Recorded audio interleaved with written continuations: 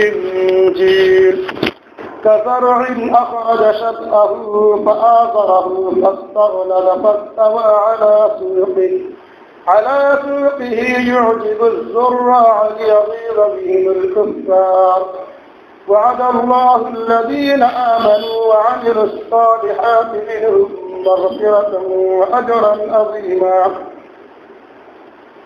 وقال النبي صلى الله عليه وسلم النجوم أمنة للسماء فإذا ذهبت النجوم أتت السماء بما توعد وأنا أمنة لأصحابي فإذا ذهبت أصحابي أتى ما يوعدون وأصحابي أمنة لأمتي فإذا ذهب أصحابي أتى ما يوعدون.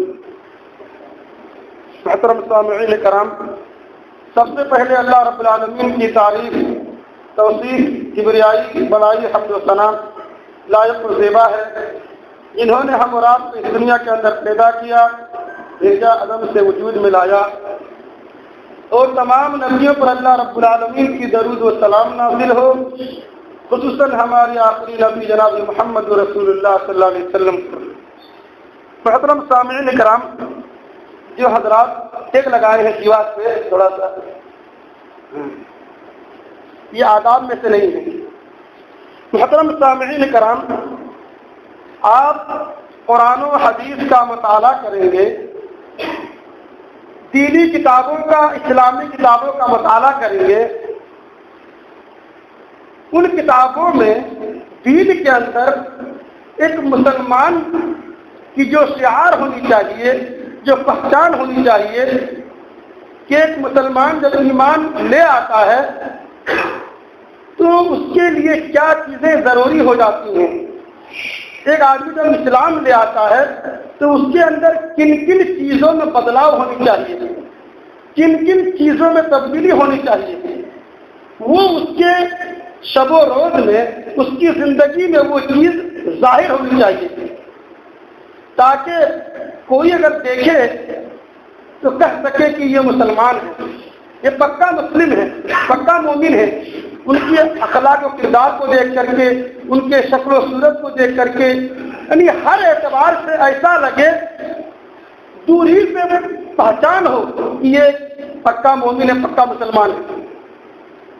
آپ قرآن و حدیث کا مطالعہ کریں گے تو معلوم چلے گا کہ قرآن و حدیث کی تعلیم ایک طرف، مسلمانوں کی زندگی گزارنے کا طریقہ ایک طرف، مسلمانوں کی شب و روز کی زندگی، ان کے اخلاق و کردار، ان کے معاملات، ان کے عبادات، ان کے معاشرت، ان کی تجارت، تمام کے تمام اسلام کی تعلیمات سے ہٹ کر ہے، اس کے برخلاف ہے. مسلمان یعنی مومن اور مسلم کا اسلامی تعلیمات سے، دین سے ایسا لگاؤ ہونی چاہیے جیسا کہ پانی اور رنگ کو پانی میں گھول دیں، پتہ نہیں چلتا کہ رنگ کہاں ہے، پانی کہاں ہے، بالکل بہترین سے مل جاتا ہے. ایسے ہی ہم اور آپ کو قرآن و حدیث کی تعلیمات میں ہم اور آپ کو بھی ایسے ہی فٹ ہو جانا ہے، ایسے ہی اس کے فریم میں، اس کے قالب میں، اس کے ڈھانچے میں ہم اور آپ کو اس میں پل جانا ہے، اس میں فٹ ہو جانا ہے.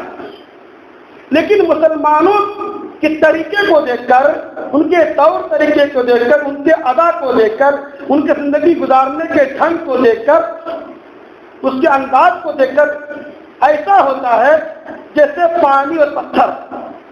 پانی کے اندر اگر پتھر آپ ڈال دیں گے، پانی الگ ہو جائے گا، پتھر الگ ہو جائے گا. یہی طریقہ آج ہم اور آپ کے ساتھ ہو رہا ہے. ایسا نہیں ہونے چاہیے. اگر ہوگا تو اللہ رب العالمین کا وہ فضل و کرم، وہ خاص توجہ ہم پر نہیں اترے گا. ہم پر اللہ رب العالمین اپنا خاص کرم اور فضل و کرم نہیں بھیجے گا، نہیں اتارے گا. اللہ رب العالمین نے سورہ بقرہ کے اندر ارشاد فرمایا، صبغۃ اللہ، اللہ کے رنگ میں رنگ جاؤ.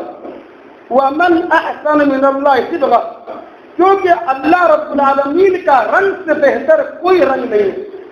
یعنی اللہ رب العالمین کی تعلیمات میں، اللہ رب العالمین کے کہے ہوئے فرامین میں ہم بالکل کھرے اور سچے اترے ہیں۔ گزشتہ جمعہ سے ہم اور آپ خطبہ جمعہ کا عنوان سن رہے تھے، فضیلت صحابہ کرام کی فضیلت اور اہمیت۔ اس تعلق سے کچھ باتیں آپ حضرات سن چکے تھے اور کچھ رہ گئی تھی۔ صحابہ کرام کے تعلق سے قرآن کریم سے 3 آیت کریمہ جن میں صحابہ کرام کی فضیلت اور مناقب بیان کیے گئے تھے، وہ 3 آیت کریمہ اور اس کی تفسیر اور اس تعلق سے کچھ واقعات اور قصے ہم لوگ سن چکے تھے۔ آج آگے سنتے ہم لوگ ہمارا اللہ رب العالمین نے صحابہ کرام کی تعریف کرتے ہوئے فرمایا، محمد الرسول اللہ والذین معه اشداء علی الکفار رحماء بینہم تراہم رکعا سجدا یبتغون فضلا من اللہ ورضوانا سیماہم فی وجوہہم من اثر السجود ذلك مثلهم في التوراة ومثلهم في الانجیل کہ محمد رسول اللہ، محمد صلی اللہ علیہ وسلم اللہ کے رسول ہیں، والذین معه اور جو محمد صلی اللہ علیہ وسلم کے ساتھی ہیں، ان کے اصحاب ہیں، اشداء علی الکفار کافروں پر وہ سخت ہیں، کافروں پر وہ سخت ہیں، رحماء بینہم اور آپس میں رحم دل ہیں، تراہم رکعا سجدا تم ان کو رکوع کی حالت میں، سجدے کی حالت میں دیکھتے ہو، تم ان کو ہمیشہ رکوع اور سجود کی حالت میں پاؤ گے۔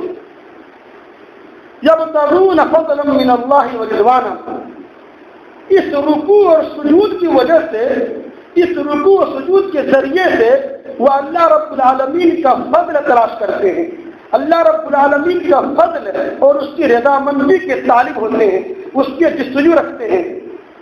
سیماہم فی وجوہہم من اثر السجود سجدوں کے اثر سے ان کی پیشانیوں پر ایک نشان بن گیا ہے، کثرت سجود، کثرت سے سجدہ کرنے کی وجہ سے، کثرت سے اللہ رب العالمین کے دربار اپنی پیشانی کو رگڑنے کی وجہ سے ان کی پیشانیوں پر ان کا نشان نمایاں ہے، ظاہر ہے۔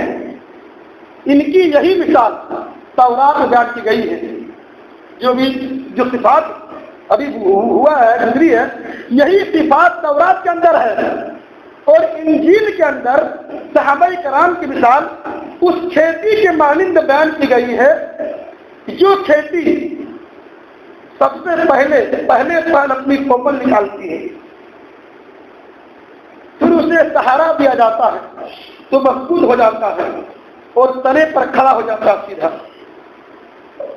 تو کسان اس کو دیکھ کر خوش ہوتا ہے، کسان اپنے فصل کو ایسا دیکھتے ہوئے خوش ہوتا ہے، اور اللہ رب العالمین ایسا اس لیے کیا تاکہ کافروں کو چڑ آئے، کافروں کو چڑ آئے، اور اللہ رب العالمین جو اللہ رب العالمین کے عملوں کی پاسداری کرتا ہے ان کے لیے مغفرت اور اجر عظیم کا وعدہ کر رکھا۔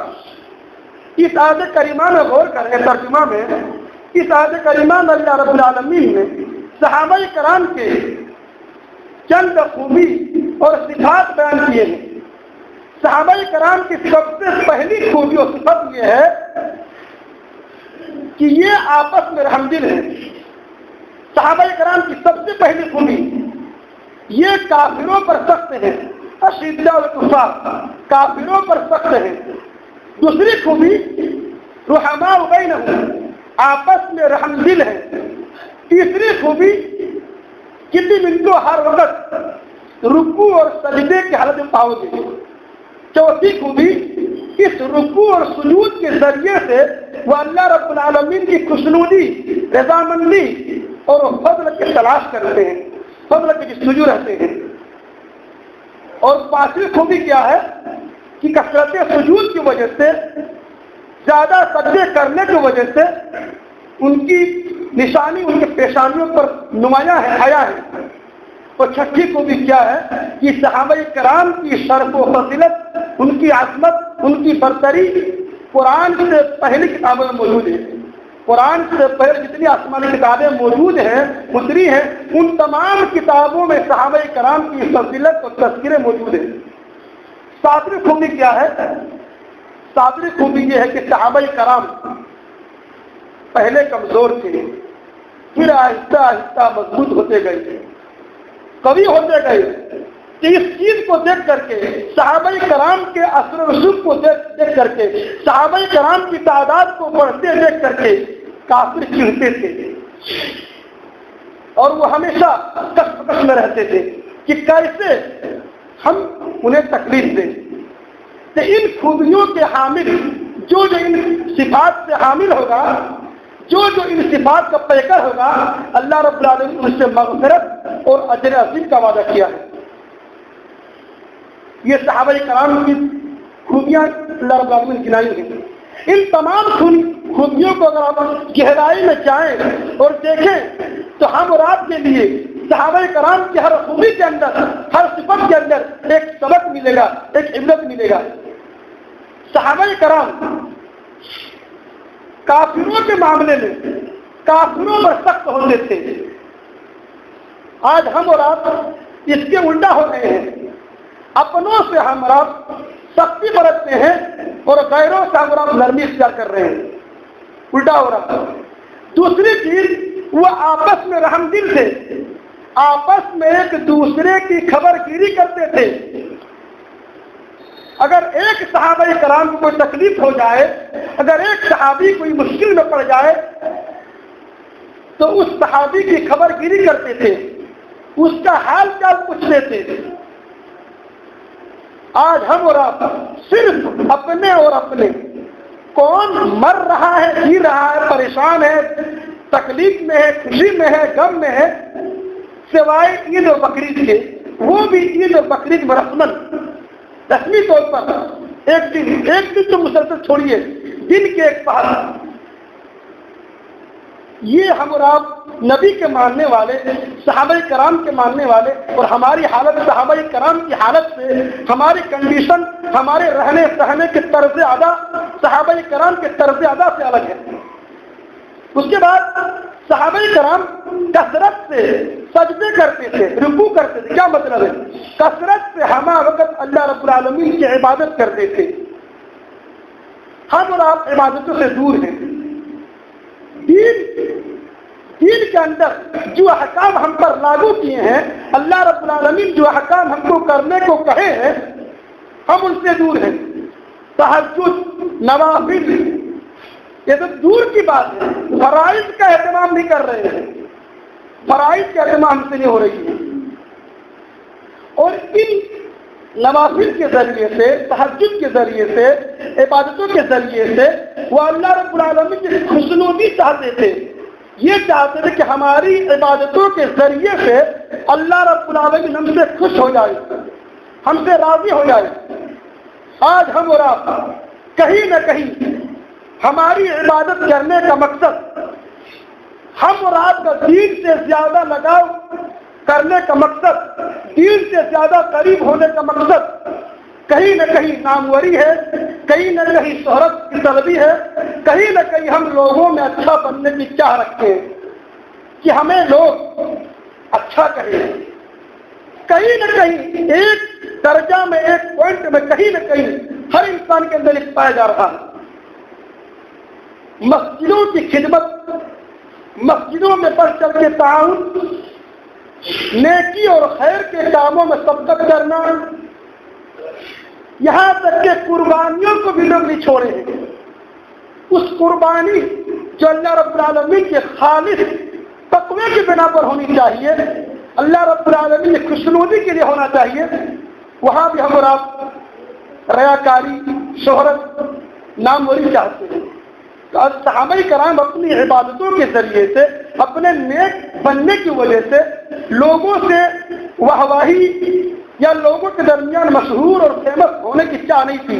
وہ صرف چاہتے تھے کہ ہماری نیکی اللہ کے بارگاہ میں قبول ہو جائے، اللہ ہم سے خوش ہو جائے، راضی ہو جائے۔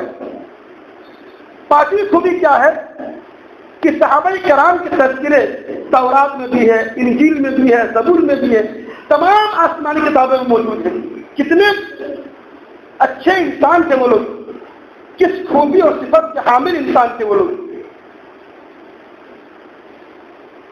اللہ کے نبی کریم صلی اللہ علیہ وسلم صحابہ کی تعریف کرتے ہوئے فرماتے ہیں کہ النجوم امانۃ للسماء فاذا ذهبت النجوم اتى السماء بما توعد، کہ ستارے آسمان کے لیے امان ہیں. اگر ستارے جھڑ جائیں گے، ستارے گر جائیں گے تو آسمان پر وہ وقت آ جائے گا جو اس سے وعدہ کیا گیا ہے. یعنی ستارے جب تک قائم ہے آسمان قائم ہے، ستارے گر جائیں گے آسمان گر جائے گا، یعنی قیامت آ جائے گا. اور فرماتے ہیں وَأَنَا أَمَنَةٌ لِأَصْحَابِي فَإِذَا ذَهَبْتُ أَتَى أَصْحَابِي مَا يُوعَدُونَ. اور میں، اللہ کے نبی کہتے ہیں، میں اپنے صحابہ کے لیے امان ہوں. جب میں چلا جاؤں گا تو میرے صحابہ پر مصیبتیں، آفتیں، فتنے، آزمائشیں آ پڑیں گی جو ان سے وعدہ کیا گیا ہے. اور وَأَصْحَابِ أَمَنَةٌ لِأُمَّتِي، اور میرے صحابہ میرے امت کے لیے امان ہے. جب میرے صحابہ چلے جائیں گے تو میری امت بدعات میں، خرافات میں، شرک میں مبتلا ہو جائے گی. ہوا کہ ایسا جیسے ہی نبی کریم صلی اللہ علیہ وسلم گزرے، جیسے ہی نبی کریم صلی اللہ علیہ وسلم کی وفات ہوئی، صحابہ کرام کے درمیان اختلاف برپا ہوا. نبی کریم صلی اللہ علیہ وسلم کے جانے کے بعد صحابہ کرام کے اندر طرح طرح کے فتنے، کوئی زکات سے انکار کر رہا ہے، کوئی تقدیر کا انکار کر رہا ہے، کوئی عمل کرنے کا انکار کر رہا ہے، کوئی خلیفے کے تعلق سے. یعنی جو ہی نبی کریم صلی اللہ علیہ وسلم دنیا سے کوچ کر گئے، صحابہ کرام پر فتنے اور آزمائش در پڑی. اور جیسے ہی صحابی چلے، اس امت کے اندر بدعات نے، خرافات نے، شرک نے جنم لے لیا.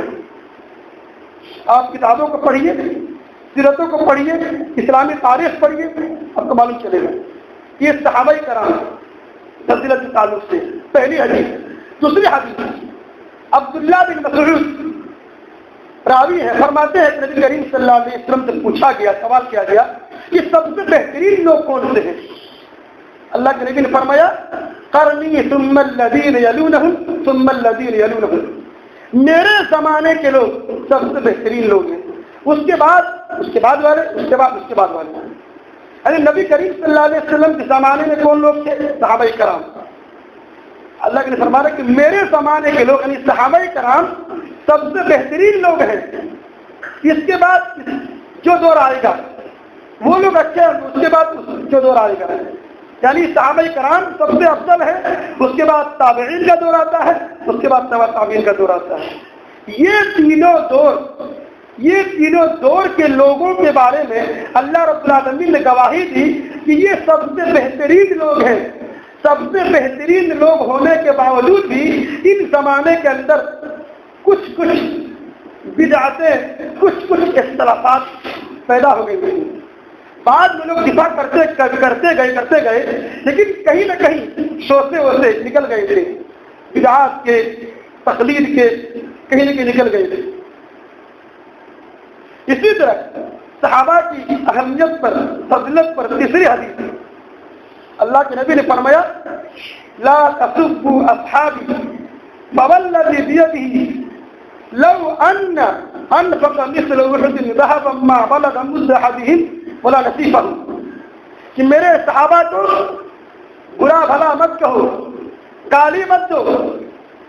اللہ کی قسم جس کے ہاتھ میں میری جان ہے، اگر میرے صحابہ اگر ایک مد یا آدھے مد اللہ رب العالمین کی راہ میں خرچ کیے ہیں، اگر تم میں سے کوئی بھی آدمی احد پہاڑ کے برابر بھی سونا خرچ کرے تو میرے صحابہ کے درجے اور مرتبے تک نہیں پہنچ سکتے. اس حدیث کا مطلب یہ ہوا کہ صحابہ کرام رضی اللہ عنہ اپنی اس تنگ دستی کی حالت میں، اپنی فقیری کی حالت میں، اپنی خستہ حالی کی حالت میں، اپنے نازک حالت میں جتنا تھوڑا بہت خرچ کیا وہ اجر و ثواب کے اعتبار سے، پاکیزہ کے اعتبار سے بہت ہی معتبر ہے، بہت ہی ثواب کے لائق ہے۔ اگر ہم آج کے دور میں اگر سونا بھی خرچ کریں تو ہم صحابہ کرام کے مرتبے اور فضیلت نہیں پا سکتے۔ صحابہ کرام کی فضیلت پر چوتھی حدیث ہے، حدیث کے راوی عبد الرحمن الجہنی ہے، فرماتے ہیں کہ نبی کریم صلی اللہ علیہ وسلم کے پاس دو صحابی آتے ہیں، دو لوگ آتے ہیں، اور دونوں لوگ آ کر کے نبی کریم صلی اللہ علیہ وسلم کے پاس بیٹھ جاتے ہیں، قریب بیٹھ جاتے ہیں۔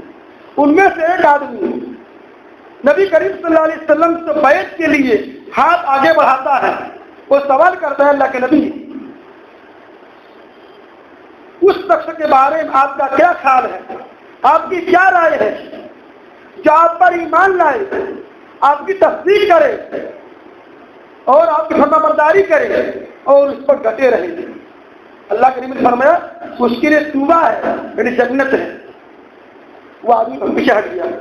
دوسرا آدمی آتا ہے، وہی سوال کرتا ہے کہ اس کے لیے کیا ہے، اللہ کے نبی نے کہا اس کے لیے بھی توبہ ہے، یعنی جنت ہے۔ یہ صحابہ کرام رضی اللہ عنہ فضیلت اور ان کے مرتبے اور ان کے مناقب ہیں۔ یہ جتنے فضیلتیں گزری ہیں عام صحابہ کے تعلق سے، مطلق صحابہ کرام جتنے صحابہ کرام گزرے ہیں، چاہے وہ صحابہ کرام مؤخرین کے ہو یا مقدمین ہو، جو پہلے صحابہ کرام ہو، اکابر صحابہ کرام ہو یا صغار صحابہ ہو، تمام صحابہ کرام کی من جملہ مطلقاً تعریف ہے۔ اب یہاں سے ہم انصار مدینہ، جو مدینہ کے جو صحابہ ہیں ان کی فضیلت سنتے ہیں۔ اللہ کے نبی کریم صلی اللہ علیہ وسلم انصار مدینہ کی فضیلت بیان کرتے ہوئے فرماتے ہیں، سب سے پہلے قرآن کی دیکھ لیتے ہیں۔ انصار مدینہ کے تعلق سے اللہ رب العالمین نے ان کی فضیلت کے بارے میں فرمایا وَيُؤْثِرُونَ عَلَىٰ أَنفُسِهِمْ وَلَوْ كَانَ بِهِمْ خَصَاصَةٌ، اپنے اوپر دوسروں کو ترجیح دینا۔ کوئی چیز آپ کی چاہت ہے، آپ کو اس چیز کی رغبت ہے، وہ چیز آپ کے لیے ضرورت ہے، لیکن اپنے ضرورت کو نہ پورا کر کے دوسرے کے لیے اس کو دے دینا بڑے جگر گردے کی بات ہے، یہ بڑی ہمت کی بات ہے۔ یہ اپنی ضرورت کو مؤخر کر دینا، دوسرے کی حاجت کو مقدم کر دینا، دوسرے کی ضرورت کو پہل کرنا، یہ صحابہ کرام کی فضیلت تھی۔ ان کی خاص خوبیوں میں سے خوبی تھی کہ ہم مسلمانوں میں نہیں ہیں۔ یہ خوبی اور خصلت ہم اور آپ کو چاہیے کہ اپنے اندر پیدا کریں اور اس کا بڑھاوا دیں۔ اپنی حاجت اور ضرورت کے باوجود دوسروں کی حاجت اور ضرورت کو ترجیح دینا۔ اس بارے میں ایک حدیث آتی ہے، مشہور حدیث ہے، آپ لوگ سنے ہوں گے کہ نبی کریم صلی اللہ علیہ وسلم کے پاس ایک صحابی آتا ہے، سائل آتا ہے، اور نبی کریم صلی اللہ علیہ وسلم عرض کرتا ہے اے اللہ کے نبی میں بہت بھوکا ہوں، بھوک سے میری حالت بےقرار ہے، بے چین ہے، مجھے کھانا کھلائیے۔ تو اللہ کے نبی کسی صحابی کو اپنے گھر بھیجتے ہیں کہ جاؤ دیکھو میرے گھر میں کچھ ہے تو لے آؤ۔ صحابی جاتے ہیں، اللہ کے نبی کریم صلی اللہ علیہ وسلم کے پاس جتنی بیویاں ہوں تمام دوسرے کے گھروں سے خبر آتی ہے کہ پانی کے چھوڑ کر کچھ نہیں ہے، صرف گھر میں پانی اور کچھ نہیں ہے۔ وہ صحابی آتا لگنے بعد بولتے کچھ نہیں ہے آپ کے گھروں میں، کسی کے پاس کچھ نہیں ہے۔ تو اللہ کے نبی کھڑے ہو جاتے ہیں، ارشاد فرماتے ہیں کون آدمی، کون شخص اس رات اس مہمان کی مہمان نوازی کرے گا؟ ایک انصاری صحابی طلحہ یہ کھڑے ہو جاتے ہیں کہ ہم اس کی مہمان نوازی کریں گے۔ وہ صحابی اللہ کے نبی کریم صلی اللہ علیہ وسلم کے مہمان کو اپنے گھر لے جاتے ہیں اور بیوی سے کہتے ہیں یہ نبی کریم صلی اللہ علیہ وسلم کا مہمان ہے، اس کی عزت کرو، اس کی احترام کرو۔ اور بیوی سے کہتے ہیں کچھ کھانے پینے کا سامان ہو تو لا کے اس کو دو۔ بیوی کہتی ہے گھر میں کچھ نہیں ہے، صرف بچے کی خوراک ہے، بچے کے کھانے کے لیے کوئی سامان ہے۔ وہ صحابی کہتے ہیں کہ بچے کو کسی طرح سے سلا دینا، بہلا دینا، سلا دینا، اور یہ جو کھانا بچے کے لیے ہے اس آدمی کو پیش کرو۔ عربوں میں ایک رواج تھا کہ مہمان کے ساتھ میزبان بھی کھانا کھاتے تھے، ورنہ اگر مہمان کے ساتھ میزبان کھانا نہیں کھاتا تھا تو غلط تاثر لیتے تھے کہ کیا بات ہے، کچھ کھانا میں ملا دیا گیا کیا، میرے ساتھ کھانا نہیں کھا رہا۔ اب اس رواج کی پابندی کرنی تھی، اب کیا کریں؟ انہوں نے بیوی سے کہہ دیا کہ چراغ کو ٹھیک کرنے کے بہانے تم چراغ کو بجھا دینا، اس طرح مہمان کے ساتھ بیٹھ جائیں گے اور کھانے کا بہانہ کریں گے اور منہ چلائیں گے تو مہمان کو لگے گا کہ یہ بھی میرے ساتھ کھانا کھا رہا ہے۔ ایسا ہی کیا۔ جب صبح نبی کریم صلی اللہ علیہ وسلم کے دربار میں حاضر ہوئے تو اللہ کے نبی نے کہا کہ دو شخص کے بارے میں اللہ رب العالمین ہنسا کہ اللہ رب العالمین کو تعجب ہوا۔ کیا فرماتے ہیں؟ وَيُؤْثِرُونَ عَلَىٰ أَنفُسِهِمْ، کہ جو لوگ اپنی ضرورت اور حاجت پر دوسروں کو مقدم رکھتے ہیں، دوسروں کو ترجیح دیتے ہیں، یہ صحابہ کرام کی خاص خوبی اور صفت تھی جو ہم اور آپ کو چاہیے کہ اپنے شب و روز میں اپنے سماج کے اندر اس کا بڑھاوا دیں، اس کو عام کریں۔ آج کل مسلمان کھانا کھلانے کے تعلق سے بہت پیچھے ہے، نماز روزہ کچھ حد تک کر لے جاتا ہے لیکن دوسروں کی خبر گیری کی جہاں بات آتی ہے وہاں پیچھے ہو جاتا ہے۔ باتیں بہت ساری ہیں، آخر میں دعا کے بارے لہا ہم تمام مسلمانوں کو صحابہ کرام کی طرف بننے کی توفیق عطا فرمائی، آمین۔ وآخر دعوانا الحمد للہ رب العالمین۔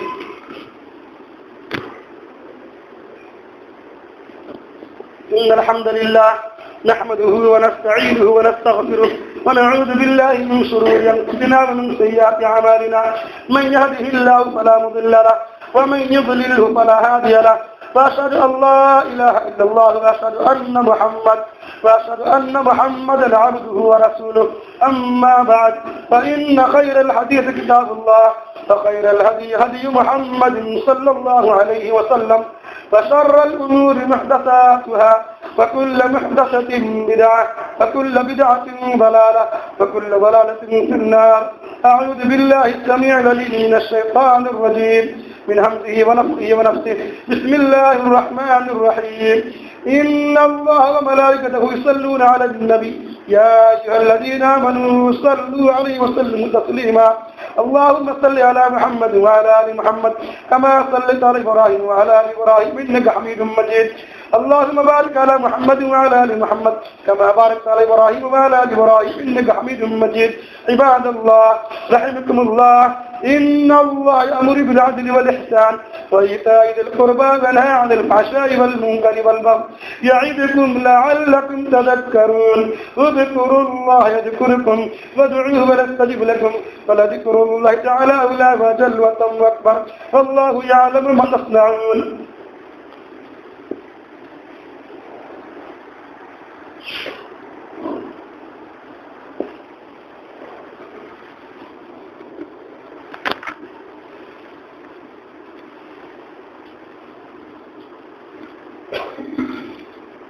الله أكبر الله أكبر، أشهد أن لا إله إلا الله، أشهد أن محمدا رسول الله، حي على الصلاة حي على الفلاح، قامت الصلاة قامت الصلاة، الله أكبر الله أكبر، لا إله إلا الله۔